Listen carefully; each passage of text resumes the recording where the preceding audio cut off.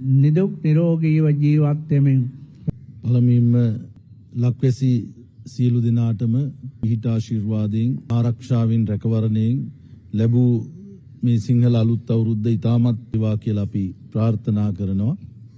මල්වතු මහා විහාර පාර්ශවයේ අතිගරු අපේ අනුනායක ස්වාමීන්ද්‍රයන් වහන්සේගෙන් අවසරයි.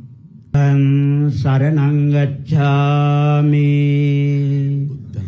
ဒုတိယံ පි බුද්ධං සරණං ගච්ඡාමි කාමේසු මිච්ඡාචාපදං සමාධි.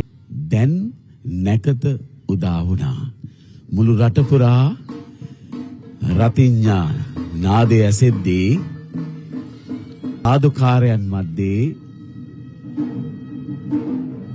හිසතෙල් ගෑමේ රාජ මහෝත්සවය නැකත් සම්මතයෙන් සිරිත් සම්මතයෙන් මේ ආකාරයක මංගල්‍ය කියලා. ඒතර මේ අලියතුන්ගේ හිසතෙල් ගෑම මේ පාරිසරික කියන අර්ථ සම්පන්න කිරීමට වගේම අපි හැමෝටම තේරුණත් ඒක තේරුම් ගන්නට ඕනේ විදිහට බෙදලා දෙනවා.